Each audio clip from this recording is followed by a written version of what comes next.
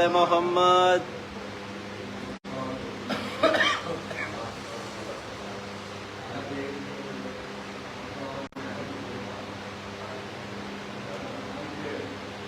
جہاں تیروں کو ڈر لکھا گیا ہے،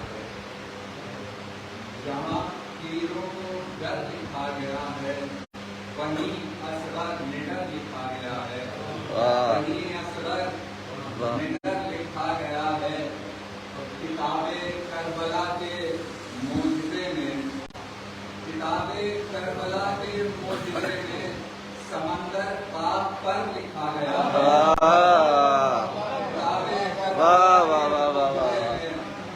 سمندر پاک پر لکھا گیا ہے کہ سرے نیزہ تلاوت کے برف پر، سرے نیزہ تلاوت کے برف پر قضا کو بے اثر لکھا گیا ہے، قضا کو بے اثر لکھا گیا ہے۔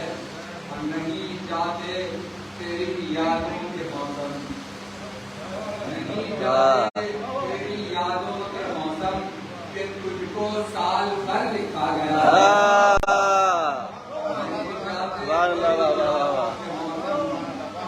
نعرہ حیدری، نعرہ صلوات، صلی اللہ محمد آل محمد۔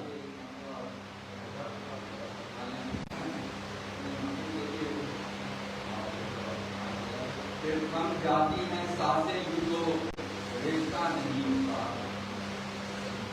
تھم جاتی ہیں سانسیں یوں تو رشتہ نہیں ہوتا، کچھ بھی ہو ہمیں شے سے بھروسہ نہیں ہوتا، تھم جاتی ہیں سانسیں یوں تو رشتہ نہیں ہوتا، کچھ بھی ہو ہمیں شے سے بھروسہ نہیں ہوتا، اور اس شہر میں بس جاتی ہیں زہریلی ہوائیں، اس شہر میں بس جاتی ہیں زہریلی ہوائیں، جس شہر میں بھی تازیہ شہدا نہیں ہوتا، جس شہر میں بھی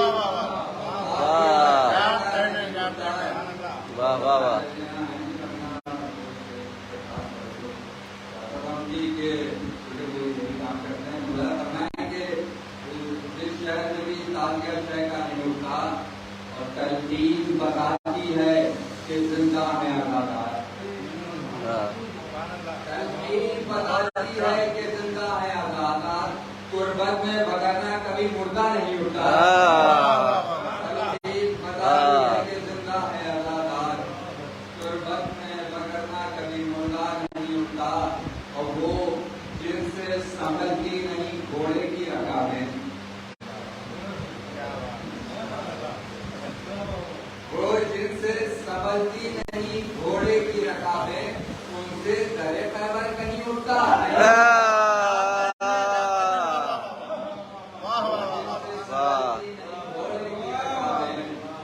ان سے درے خیبر کہیں اٹھتا نہیں ہوتا، دیکھیے ان سے درے خیبر کہیں اٹھتا نہیں ہوتا، اے سجدہ سرور تیری تعظیم ہے ورنہ، اے سجدہ سرور تیری تعظیم ہے ورنہ، خود اپنی جگہ سے کبھی کعبہ نہیں اٹھتا،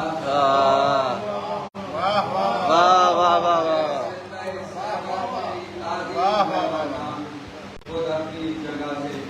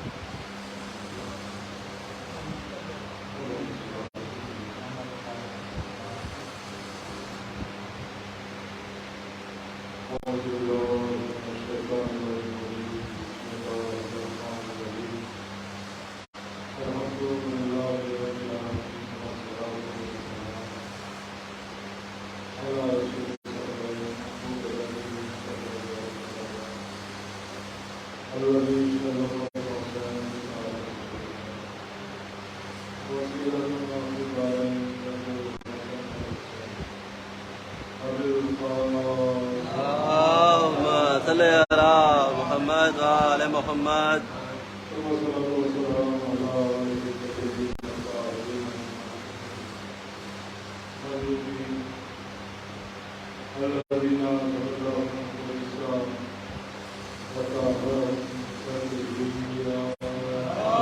اللهم صل على محمد وعلى محمد. اللهم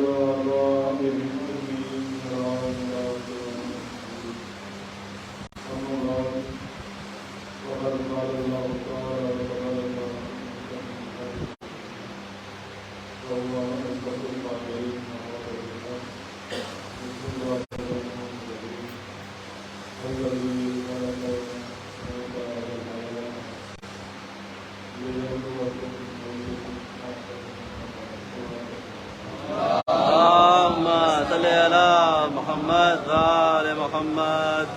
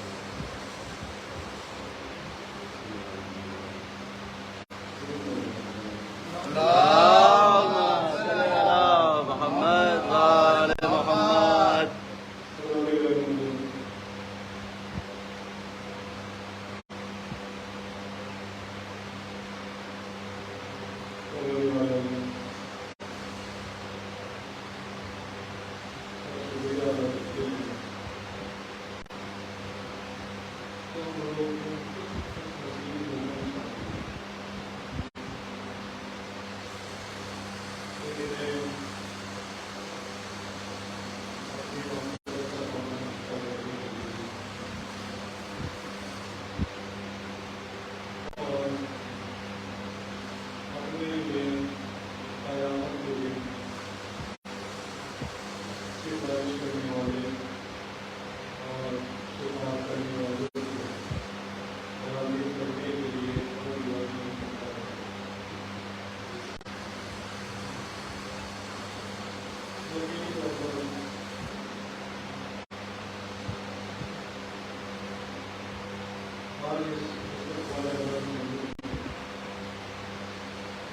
وہ لوگ ہمارے ساتھ نہیں ہیں،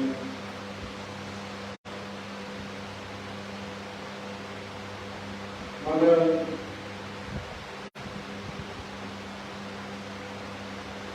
ان کی ارواح ہماری مجالس کے سوال میں ضرور چاہیے.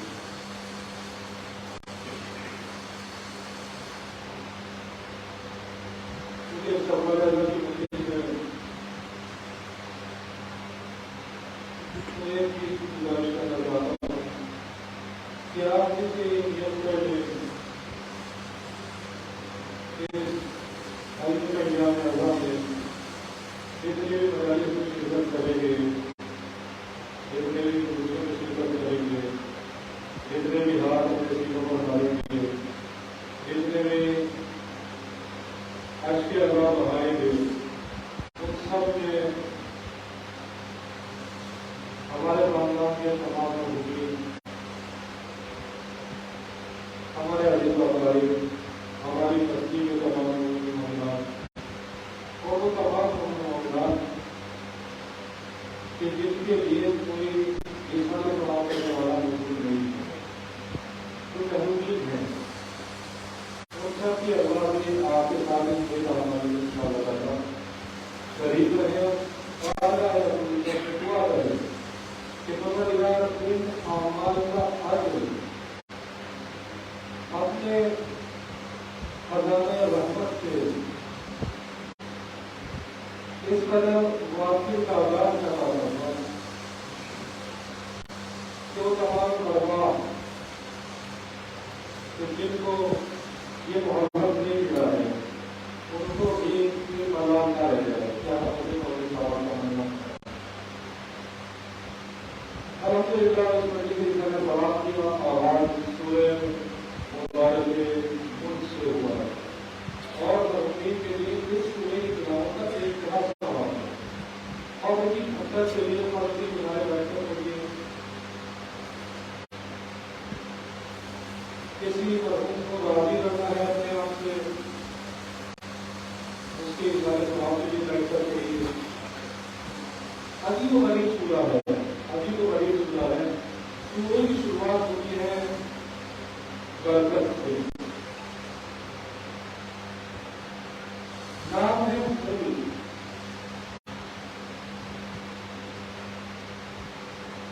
روٹ ورڈ ہے میم کاف کاف.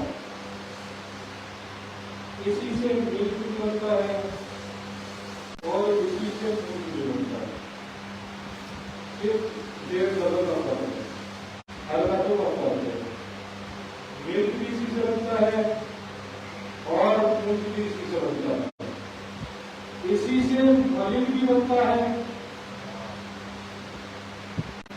اور اسی سے مالک بھی بنتا ہے.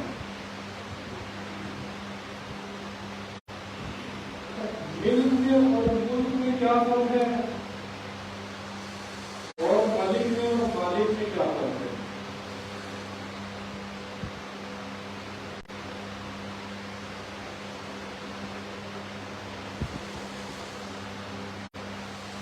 ملک کہتے ہیں پراپرٹی کو. ملک کسے کہتے ہیں؟ پراپرٹی کو. کوئی بھی جائیداد کا کوئی بھی پیسہ بھی زمین کا دیوالی معاملات ہوتے ہیں کیا ہوتے ہیں؟ ہماری ملکیت ہے. یہ ملکیت کا دعویٰ کرتا ہے انسان. ملک کیا ہے؟ ملک کہتے ہیں کہ ملکیت کسی کی بھی ہو اختیار کو ملک کہا جاتا ہے. اختیار کو کیا کہا جاتا ہے؟ ملک. ملک کہتے ہیں اونرشپ کو اور ملک کہتے ہیں پراپرٹی کو. مثال دو سمجھیے گا. مثلا آپ کی بینک میں آپ کے اکاؤنٹ میں آپ کا پیسہ رکھا ہوا ہے. آپ اس پیسے کے کیا ہے؟ مالک.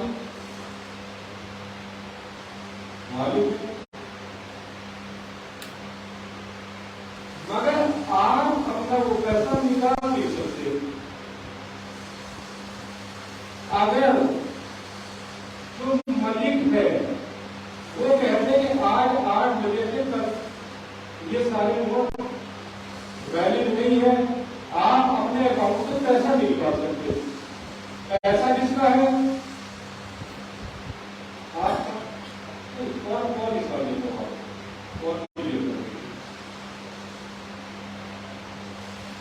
گھر کس کا ہے؟ آپ کا. مالک کون ہے؟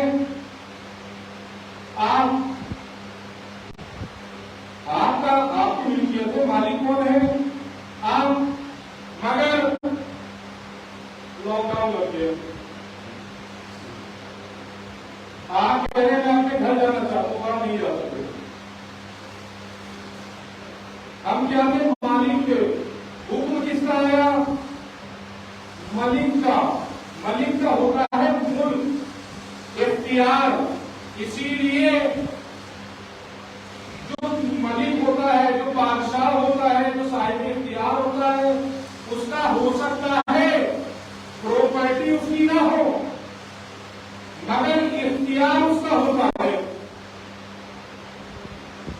آپ کا گھر ہے کہ ہر مالک کو یہ ضروری نہیں, اور ہر مالک کو یہ ضروری نہیں. انسان بہت پیسے والا, بہت صاحب اختیار, ہزاروں نوکر, مگر گھر میں جب آتا ہے تو نوکروں سے بدتر اس کی زندگی. مالک ہے مگر مالک نہیں ہے. کبھی کبھی انسان بالکل غریب مگر اختیار بہت کہ کچھ کہنے کوئی بات نہیں کرتا, فیصلہ کر دیا تو سب نے مان لیا. فرق ہے ملک کو مالک میں. صرف اور صرف ایک واحد ذات ایسی ہے کہ جو اپنے آپ میں ملک بھی ہے اور اپنے آپ میں مالک بھی ہے. قرآن پڑھیے سورہ الحمد, مالک یوم الدین, وہ مالک ہے. اور سورہ ملک پڑھیے, اختیار کس کا ہے؟ والحیات. اور اس کے بعد کسے خلق کیا ہے؟ حیات. پہلے کس کو خلق کیا ہے؟ موت کو. دوبارہ کسے خلق, بعد میں کسے خلق کیا؟ کیوں خلق کیا؟ ہماری طرح تو ہے نہیں کہ کوئی کام فضول, عبث, بے ہدف, بے مقصد. حکمت بیان کی لیے یبلوکم, تاکہ وہ بلا سے بنا ہے. یبلو بلا سے بنا ہے. یبلو کا جو روٹ ورڈ ہے وہ کیا ہے؟ بلا. بلا کہتے کس کو ہے؟ بلا کہتے کس کو ہے؟ ہم لوگ ایک دوسرے کو دعائیں دیتے ہیں تو کیا دعا دیتے ہیں کہ پروردگار آپ کو ہر بلا سے محفوظ کرے. ٹھیک ہے, کیا دعا کرتے ہیں ہم ایک دوسرے کے لیے؟ خدا آپ کو ہر بلا سے محفوظ رکھے. اور پروردگار کہہ رہا ہے کہ وہ تو آیات خلق کیے لیبلوکم, تاکہ بلا میں ڈال سکے, تاکہ مبتلا کر سکے تمہیں. تو آپ یہ بتائیے کہ ہماری دعائیں چلے گی یا اس کا ارادہ چلے گا؟ ہم کیا دعا کر رہے ہیں ایک دوسرے کے لیے کہ خدا ہر بلا سے محفوظ رکھے. اور پروردگار کہہ رہا ہے لیبلوکم. موت اور زندگی کیوں خلق کی؟ لیبلوکم. اور آپ پڑھتے چلے جائیں, بلا کا بڑا وسیع استعمال قرآن میں ہوا ہے. وَإِذِ ابْتَلَىٰ إِبْرَاهِيمَ رَبُّهُ بِكَلِمَاتٍ فَأَتَمَّهُنَّ. اور جب ابراہیم کو پروردگار نے مبتلا کیا بِكَلِمَاتٍ, کچھ کلمات کے ذریعے, تو ایک بات تو سمجھ میں آ گئی کلیئر کہ پروردگار اگر بلا میں ڈالتا ہے تو انہی کو ڈالتا ہے جن سے محبت کرتا ہے. ابراہیم کون ہے؟ خلیل, دوست. اور کیا کہا؟ وَإِذِ ابْتَلَىٰ إِبْرَاهِيمَ رَبُّهُ. اور ابراہیم کو جب اس کے پروردگار نے بلا میں ڈالا. اچھا, یہ تو ہم لوگوں کی مسئلہ یہ ہے کہ ہم لوگ کی زبان اردو ہے اور یہ الفاظ ہیں عربی کے. عربی میں بلا کہتے ہیں, بلا کہتے ہیں. ایک چھنی دیکھی آپ نے چلتی ہے گھروں میں, اس میں کوئی چیز ڈالتے ہیں، چاول وغیرہ جو بھی ڈالتے ہیں، پانی نکل جاتا ہے، چاول رہ جاتا ہے، پورا ککر نکل جاتا ہے، اصل چیز رہ جاتی ہے۔ تو وہ جو چھلنا ہوتا ہے اس کو کہا جاتا ہے بلام۔ اسے کیا کہا جاتا ہے؟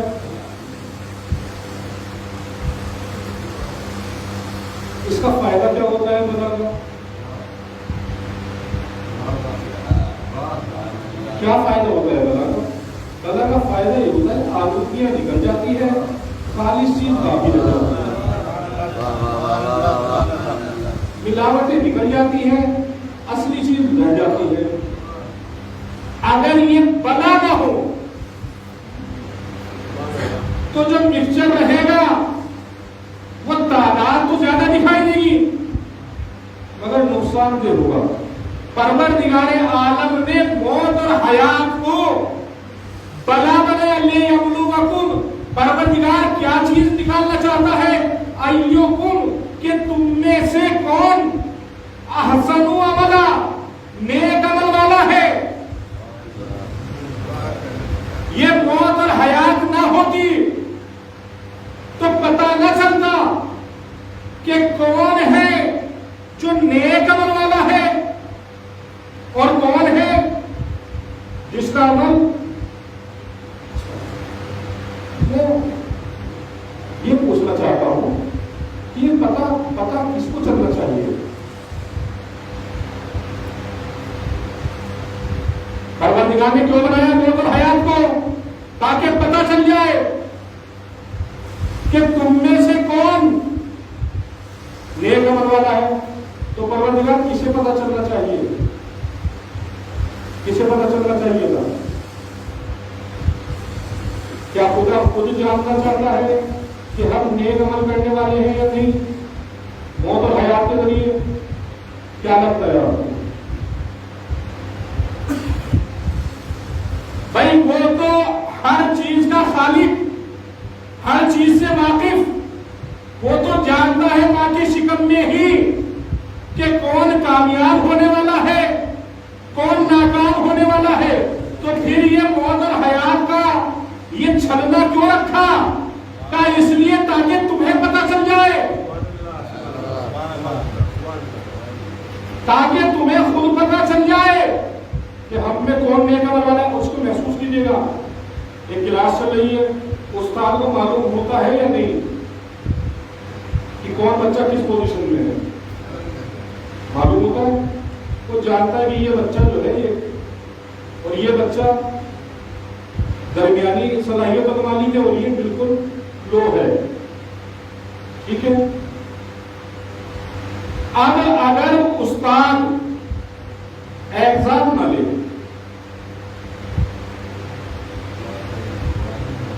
وہ تو سب کچھ جانتا ہے، وہ جو اس کی نگاہ میں انٹیلیجنٹ بچہ ہے، 100% مارک لانے والا ہے، اسے معلوم ہے، وہ اس کو کہے گی یہ فرسٹ ہے،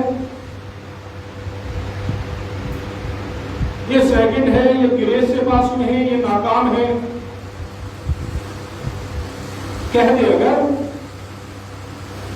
تو کیا غلط کر رہا ہے اس کا یا صحیح کر رہا ہے؟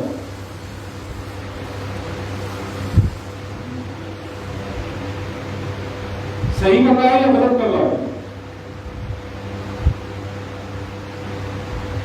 اگر دل کی نگاہوں سے دیکھا جائے تو استاد نے صحیح کیا ہے، مگر میں یہ گارنٹی لکھ کے دے سکتا ہوں کہ جس بچے کو استاد نے کہا کہ یہ ٹاپر ہے وہ خود استاد کے اس میتھڈ پر اعتراض کر دے گا کہ نہیں مجھے ٹاپ نہیں ہونا، آپ ایگزام لیجئے۔ کیوں؟ اس لیے کہ آپ نے تو صلاحیت دیکھ کر پاس کر دیا، مگر مجھے خود یہ اعتبار نہیں ہوا کہ مجھ میں یہ صلاحیتیں تھی یا نہیں تھی، اور اگر صلاحیتیں آپ نے پاس کیا مجھ میں تھی تب بھی میں لوگوں کے سامنے کیسے ثابت کروں گا کہ میں اس کے لائق تھا؟ میں اس کے لائق تھا یہ ثابت کیسے کروں گا؟ اچھا چلیے اس کو تو اعتراض تھا ہی، جو فیل ہوا، جو گریڈ سے پاس ہوا، جو دوسری پوزیشنز میں ان سب کو بھی اعتراض، کہہ رہے بھائی فیل ایگزام ہوتا ہم بتاتے، تو ایگزام ہی نہیں ہوا ہم کیا بتائیں؟ فیل کر دیا، جس کی مرضی ہو، جو چاپلوس ہے، جو ان کے کام کرتا ہے اس کو نکال دیا اور ہم رہ گئے، ہم تو اتنے محنتی ہیں، جبکہ خود جانتا ہے کہ اگر ایگزام ہو جائے تو فیل ہو جائے گا، ناکام ہو جائے گا، اسی لیے جب بھی ایگزام کا ذکر آتا ہے تو کہتے ہیں وہ کیا ذکر لے کر بیٹھ گئے، کہیں ایگزام کی بات ہونے لگے تو اٹھ کے چلے جاتے ہیں، وہ کیسی بات کر رہے ہیں، ایگزام کا دن آئے تو دعا کرتے ہیں کسی کا انتقال ہو جائے کہ چھٹی ہو جائے،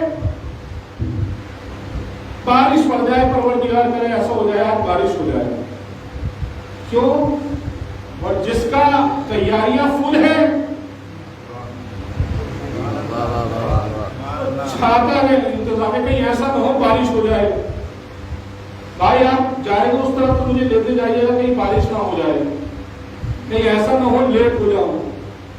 جب تک ایگزام نہیں ہو رہا تھا تو یہ جو محنت کرنے والا نہیں تھا کہہ رہا تھا ان کو ایسے ہی کر دیا ہوگا، ایگزام ہوتا تو بتاتے،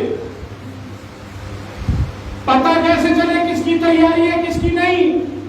جو ایگزام سے جتنی محبت کرے سمجھ جاؤ اس کی تیاری اتنی ہی زیادہ، اگر پروردگار موت اور حیات کو خلق کر کے انسان کے لیے امتحان کا معیار نہ بناتا تو وہ لوگ جو امتحان سے گھوڑے کی رفتار سے بھاگتے تھے وہ بھی کہتے ہیں بھائی جب ہوتی تو بتاتے، موت سامنے آتی تو بتاتے، ایسا ہوا ہی نہیں کہ موت سامنے آ جائے، وہ تو ہم نے دیکھا کہ جس میں صلاحیت تھی وہ کہہ رہا تھا چاہے موت آ جائے، چاہے ہم جو اپنی موت ہے عجیب ہے، اب بھی ایسا ہی ہے، جو موت سے کیوں ڈر رہا ہے انسان؟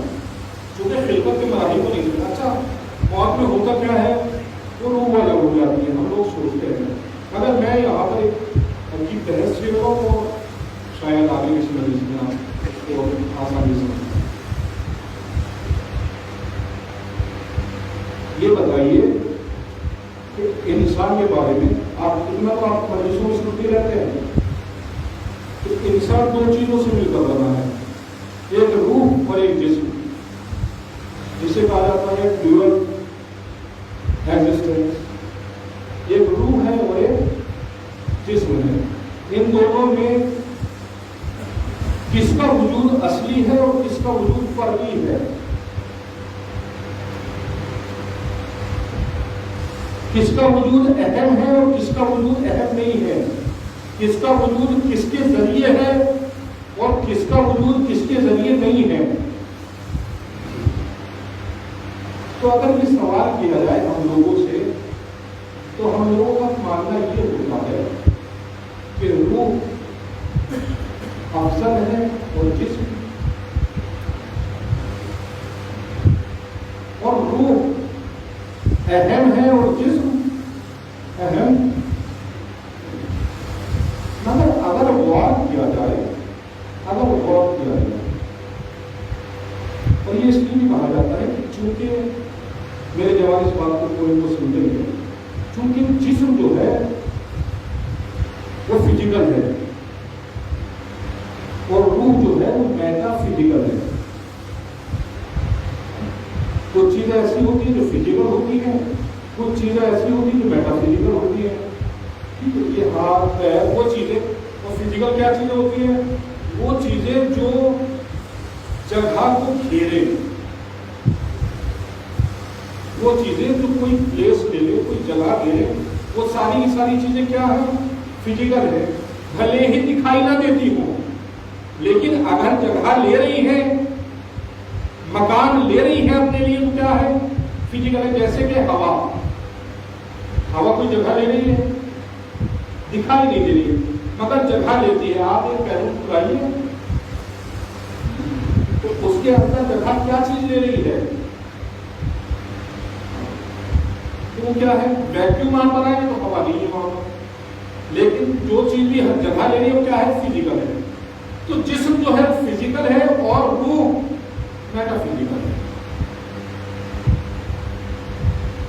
اور ہماری نگاہ میں میٹا فزک کی وجہ سے فزیکل چیزیں، مگر اگر غور کیا جائے تو جسم اور روح کے معاملے میں ایسا، جہاں تک میرا ماننا ہے یا میرا سوچنا ہے، جسم اور روح کے معاملے میں ایسا نہیں ہے. روح کوئی الگ شے نہیں ہے. روح اسی جسم سے مل کر بنی ہے، اسی جسم سے نکلی ہے، اسی جسم سے. اب یہ الگ بحث ہے کہ فزیکل سے میٹا فزیکل چیز نکل سکتی ہے نہیں، آپ لوگ بہتر جانتے ہیں. مثال دے دو،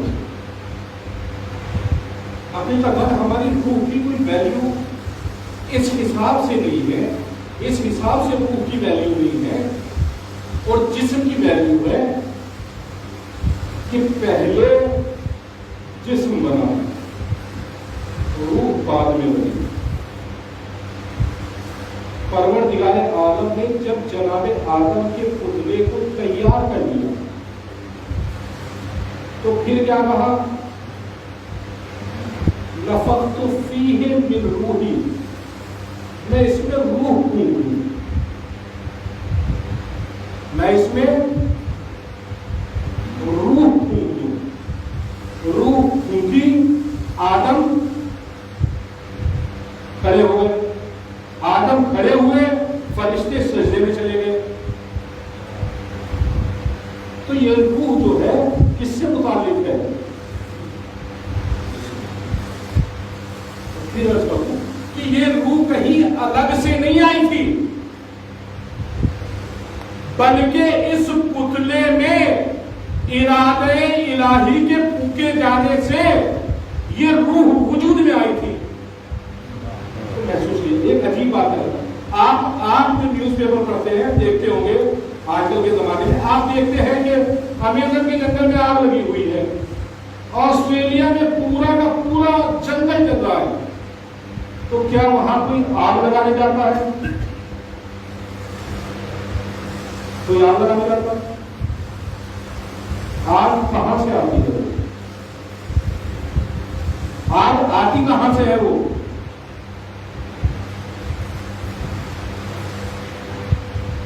آپ نے دیکھا ہے چولہا پہلے زمانے میں، اب تو نہیں ہے، پہلے زمانے میں چولہا جلتا تھا، لکڑیاں رکھ دی گئی.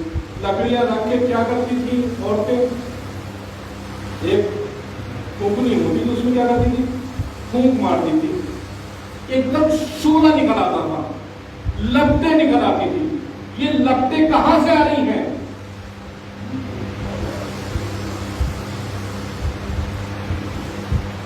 کہاں سے آ رہی ہیں یہ؟ خوب سے. تو پھر تو جب پسینے میں بچہ آ رہا ہے وہاں پھونکتی ہے اس پر. وہ آگ جو آ رہی ہے خود لکڑی سے آ رہی ہے، کہیں اور سے نہیں، اس لکڑی سے نکل رہی ہے وہ آگ. قرآن کہتا ہے یہ سورہ واقعہ میں، اور یہ جو پیڑ ہے ان کے اندر جو یہ آگ ہے یہ تم نے پیدا کیا، ہم نے. تو یہ آگ میں یہ کہاں سے آ رہی ہے؟ اچھا آگ کیا ہے؟ آگ اگر آج کے سائنس میں دے گا تو میٹا فزیکل. اور لکڑی کیا ہے؟ فزیکل سے میٹا فزیکل ہو سکتا ہے. اور اس کی مثالیں میں آپ کو دیکھنا چل رہا ہوں، اس کو سمجھیے گا کہ ہماری روح کا جسم سے تعلق کیا ہو. یہ کلیئر ہو جائے تو آپ اس کو بہت لذت محسوس ہو گیا. آپ ایک پیڑ لے کر آئیے، ایک شاخ قلم گلاب ہونا ہے، آپ ایک قلم لے کر قلم لا کر آپ نے زمین میں بو دی، پانی دیا، 2-3 قلم ہو گئی، ایک قلم ہو گئی اور ایک قلم نہیں ہوئی، یا 2 نہیں ہوئی، 3 نہیں، ایک ہو گئی. قلم ہوئی نہیں. دھیرے دھیرے وہ بڑھنا شروع ہوئی. کیا بڑھ گئی ہے؟ قلم بڑھنا شروع ہوئی, گرو کرنا شروع کیا, اس کے آپ پتے نکلے, کانٹے بھی بڑھنا شروع ہوئے. اب نکلے پتے, پھر ایک کلی کھلائی. کلی کچھ دنوں میں جا کے چٹکی, چٹکی تو پھول بن گیا. پھول بنا تو اس میں رنگ آ گئے, رنگ آئے تو اس میں خوشبو آ گئی. کیا آ گئی؟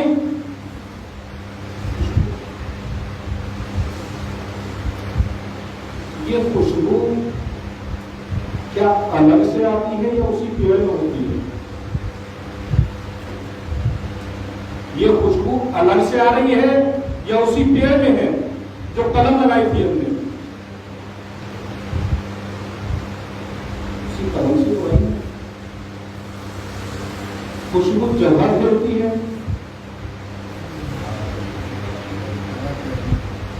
کیا کوئی انجیکشن لگا دیتے عطر کا اس کی جڑ میں؟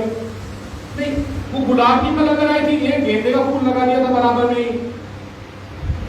ہم کہیں گے یہ زمین کی خوشبو ہے. نہیں, زمین کی خوشبو نہیں ہوتی. اگر ایسا ہوتا تو گلاب اور گیندے میں برابر خوشبو ایک جیسی ہوتی. ایک ہی زمین میں بوئیں گے, ایک کی خوشبو الگ, ایک کی خوشبو الگ. یہ جو خوشبو ہے یہ ہے ایسنس, روح ہماری اس قلم وجود کی ایسنس ہے. جیسا یہ ہمارا ظاہری وجود ہوگا ویسی ہی ایسنس ہوگی, ویسی ہی خوشبو ہوگی. جیسا یہ ظاہری وجود ویسی ہی خوشبو. ویسے یہ خوشبو ہے کس کی وجہ سے؟ آپ کی روح ہے کس کی وجہ سے؟ اس کو محسوس کیجیے گا. ہم لوگ اس کو محسوس نہیں کرتے ہیں, ہم سوچتے ہیں روح روح روح روح. یہ روح ہے کس کی وجہ سے؟ ادھر آپ کا جسم ڈسپوز ہونا شروع ہوا. روح کب تک زندہ رہتی ہے؟ روح آپ کو زندہ رکھتی ہے کب تک؟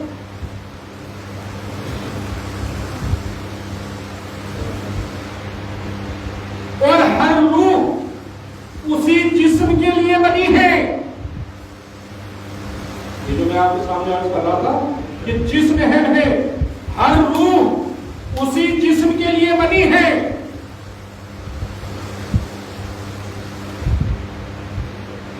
دوسرے جسم میں نہیں جا سکتی. ایسے ہی جیسے جو جوتا بچے کے لیے بنا ہے اس میں میرا پیر نہیں جا سکتا. وجود جو بنا ہے اسی حساب سے بنا ہے. وجود کے حساب سے روح بنائی اللہ نے. اسی لیے جیسی جسم گیا روح بھی. یہ تو ایک باطل نظریہ ہوتا ہے. لوگ کہتے ہیں فلاں پر فلاں کی روح آ گئی, فلاں پر فلاں کی روح آ گئی, فلاں پر فلاں کی روح آ گئی. یہ بالکل ایسے ہی ہے جیسے میں کہوں کہ ایک بڑے آدمی نے ایک بچے کے کپڑے پہن لیے. پاسبل ہے؟ مرنے کے بعد روح کو فرصت نہیں, یا نہیں, روح اس دنیا سے اتنی دل برداشتہ ہو جاتی ہے کہ اس کی محبوب ترین چیز کو ختم کر دیا اس نے, کہ پھر وہ آ ہی نہیں سکتی. اور آئے گی تب کہ جب کوئی اور جگہ خالی ہو. یہاں تو جسم سے روح کو اتنی محبت,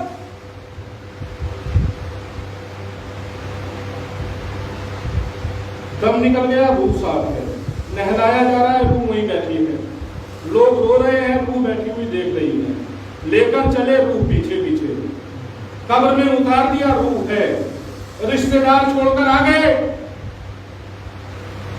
بچے چھوڑ کر آ گئے, بیوی چھوڑ کر آ گئی, شوہر چھوڑ کر آ گیا, روح آ جاتی چھوڑ کر. वहीं बैठी रहती है।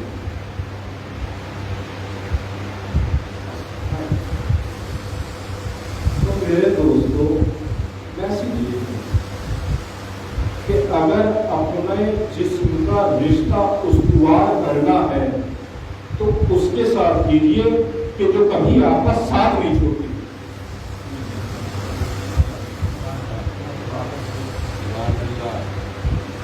उनके साथ जिस्म के ताल्लुकात को, रिलेशंस को अपने उस्तुवार ना कीजिए कि जो आपको छोड़कर चले आएंगे।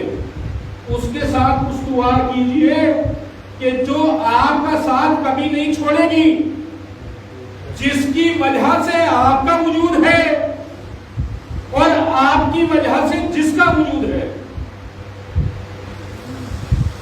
हमारी जिंदगी में, हमारी लाइफ में हम इस रिश्ते को कभी इस नजर से देखते ही नहीं। हम इसको समझते हैं एक इजाफी शय कि जिसके होने ना होने से हमारे ऊपर कोई फर्क नहीं पड़ने वाला है कि वो है या नहीं है, वो है या नहीं है, वो है या नहीं है। इसीलिए हम लोग एक जिंदा लाश की तरह घूमते रहते हैं।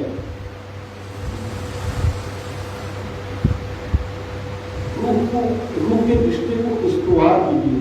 ध्यान रखें, रूह आपके जिस्म को कभी छोड़ना नहीं चाहती। रूह कभी छोड़ेगी आपके जिस्म को कि जब आपका जिस्म डिस्पोज होने लगे, फासिद होने लगे, डिस्पोज होने लगे, फासिद होने लगे। तो आप इस बात को साइंटिफिकली मानते हैं कि जिस्म अगर फासिद हो जाए तो रूह साथ छोड़ देती है। अगर रूह साथ नहीं छोड़ रही है तो इसका मतलब ये है कि जिस्म फासिद नहीं हुआ है। अब आप समझे कि कोई सर रोके नेदा पर जाकर भी अगर तिलावत कर रहा है तो इसका मतलब ये है कि जिस्म टुकड़ों में तो बट गया है, डिस्पोज नहीं हुआ। और अगर कोई जिस्म इतना बेरूह हो जाए कि उसकी रूह उस जिस्म में रहना ही पसंद न कर रही हो, उसके साथ साथ तो हो मगर ऐसे ही हो जैसे मुर्दे के साथ रहती है। रूह तो मुर्दे के साथ भी रहती है, साथ साथ रहती है, करती कुछ नहीं, ऐसी रहती है। हयात और मौत को समझिए, ये रूह इस जिस्म का हिस्सा है, इसको अपने से अलग ना होनी। एसेंस है ये, एसेंस। फूल की खुशबू निकल जाए, खत्म।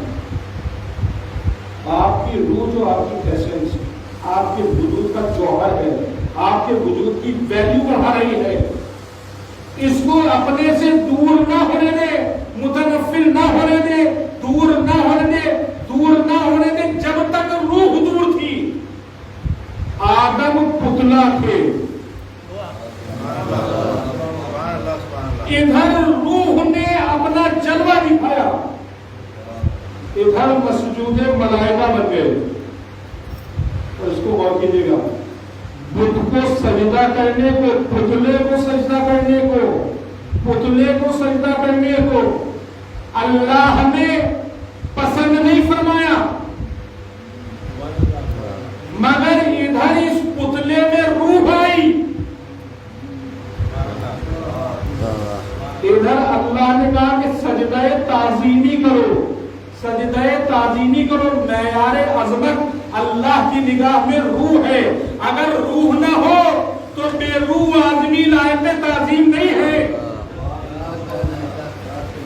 अगर रूह मौजूद है तो उसकी इज्जत की जाएगी, उसका इकराम किया जाएगा। माशरा इस हद तक बेरूह हो चुका है कि वो अजमत देने के लिए भी बेरूह लोगों को तलाश करता है।